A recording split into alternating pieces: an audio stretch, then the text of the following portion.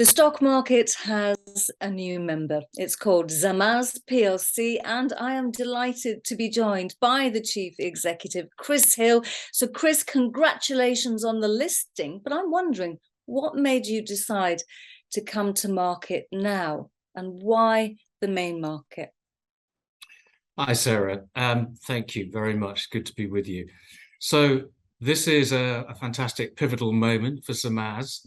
We're just a 3-year-old startup, and here we are listing on the main market of the London Stock Exchange. It's an amazing journey. This is an interesting time, obviously, in many respects, to be listing on any stock market, let alone the London Stock Exchange. And there's a backdrop of interesting sort of macro factors. But for us, it's about being focused on what we're trying to do and executing our strategy going forwards. The direct listing was very simpler for us, and we have a fantastic stakeholder in the business, Atlas Capital Markets, who really bought into the space and the sector we're in, the markets that we're exposed to, the strategy that we're trying to pursue. And with their support, obviously, as a equity subscriber, that enables us to come on directly and avoid all the usual circus of an IPO, and get to the market and engage with a very broad variety and a number of both institutional and retail investors. So how clever of you to come to market via a direct public listing. I've never heard of that before, and I think that you might be starting a new trend, but of course you did have the support to do that. So you've talked about what it is you do in broad brush strokes, but you're a retail technology driven e-commerce company. So if you can unpick those clauses for me and tell me what it is that the company actually does. Yes, sure. I mean, we sell to consumers online is the very, very simple way of putting it.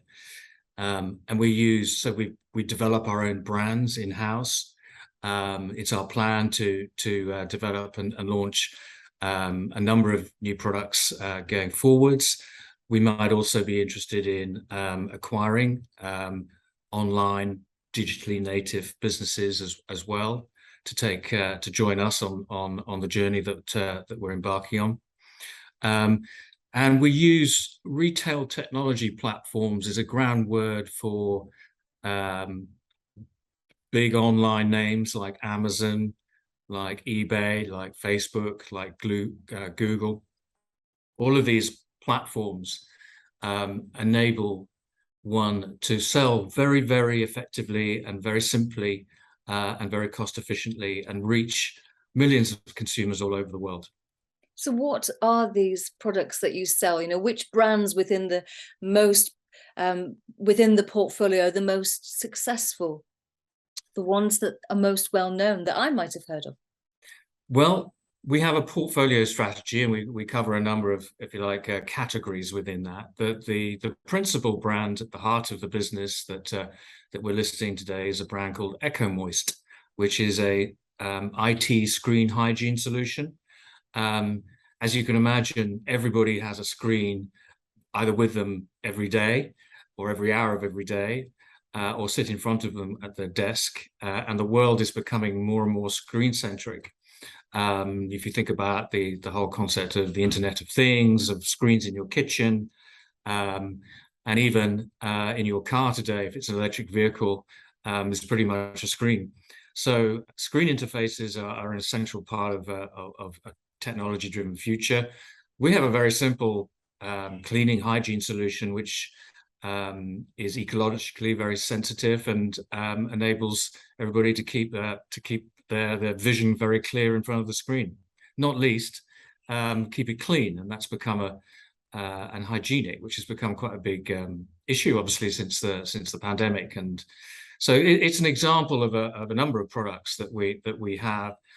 We've been able to spot certain categories and certain consumer trends and certain consumer needs, and developed and launched and successfully managed across a number of online platforms.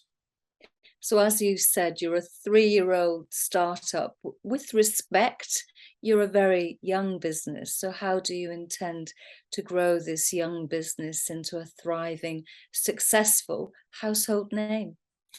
Well, precisely because we're young and we're relatively small compared to some of the behemoths on the market that are now our peers. We have a very lean operation. We have a relatively small team. And the business to date has been very focused on Amazon and being really, really good at building a business and marketing and selling on Amazon is our core strength. There are more than 20 now, I think, Amazon marketplaces globally, and we're only on 10. So we have a fantastic opportunity to grow on that platform alone with the expertise that we've got. But of course, there are many, many other cultures and countries in the world that don't think Amazon is the best thing since whatever. And there are a lot of other marketplaces worldwide which are doing very well in certain cultures and certain countries.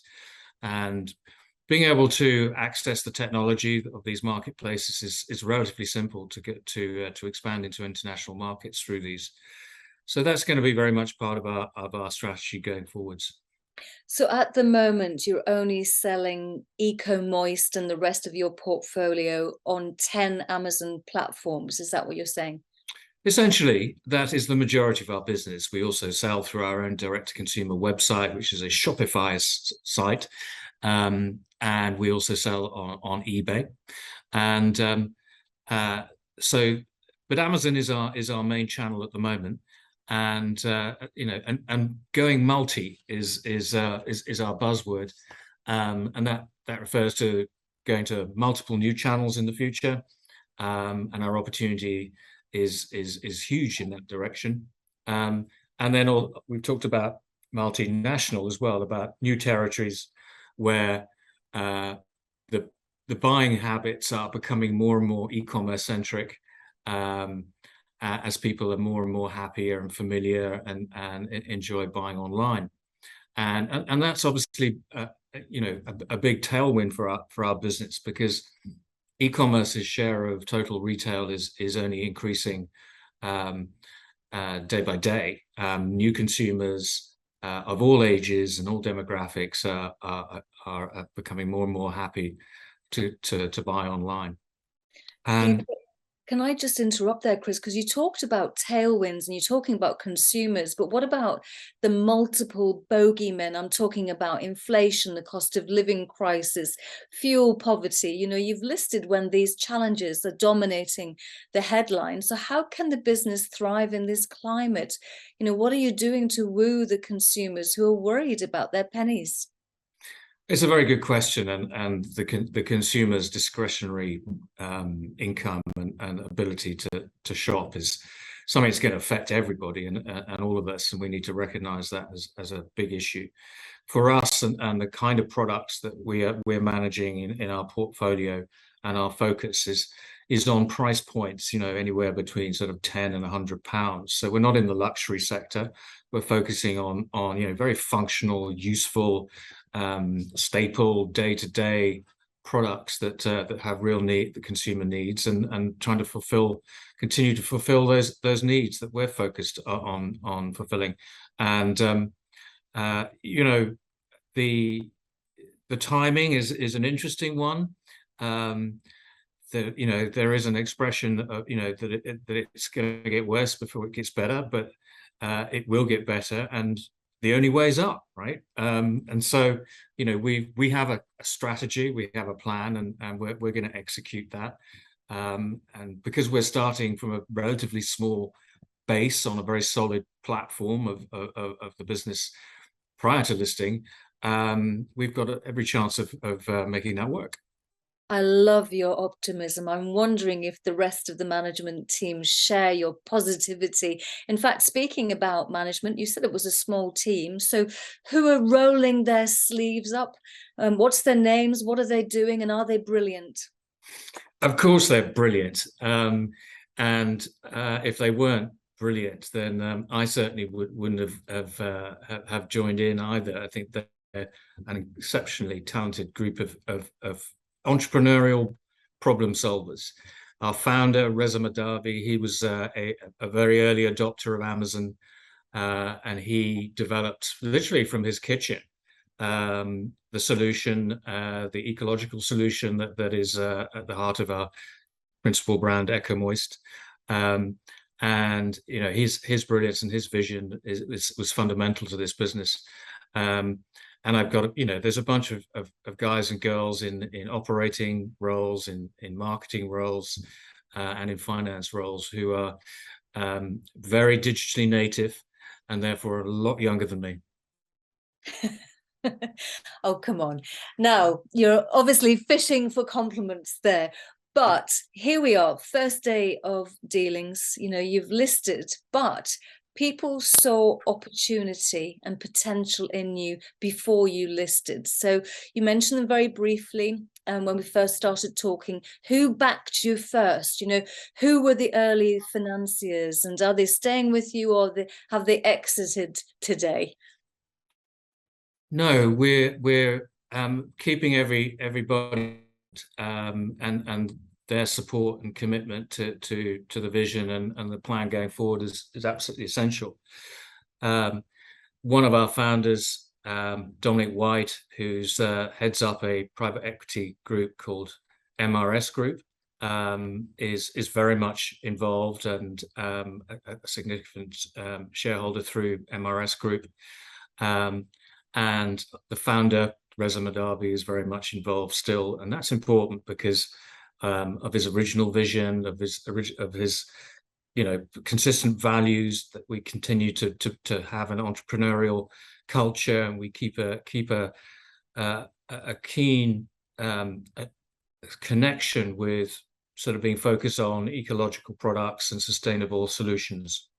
So it's not just the financial capital; it's the emotional and human capital that's been expended that we're retaining and taking us forward energetically.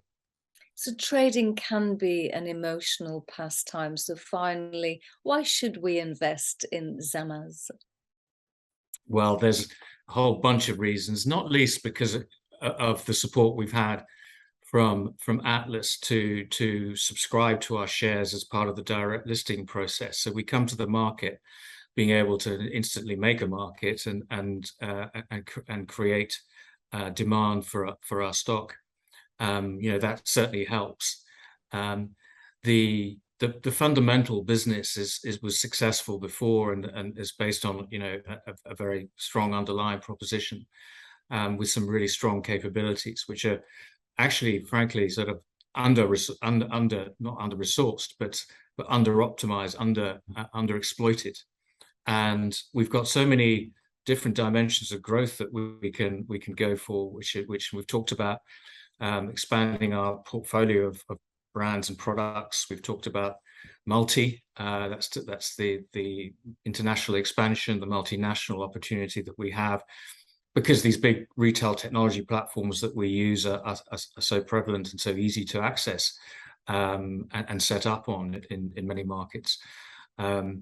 And we have also something that's sort of quite central to us, which is a multicultural vision of sourcing good products ethically, in such a way that that we have the ability to talk to our consumers and to make them propositions and offers with products that have been properly researched and analyzed, and that we know who's involved in developing some of the ingredients and materials. It's quite a major concern for consumers today, and that's something that we take quite seriously as well. So, Chris, I'm looking at my screen now and it's filthy. So I count myself as one of your future buyers. In fact, as soon as this interview's over, I know that what I'm going to be buying. But let's hope that as well as the buyers, you get those shareholders and long-term ones at that. So thank you very much indeed, Chris Hill, Chief Executive of Zamaz. Thank you. Thank you very much, Sarah. Thank you.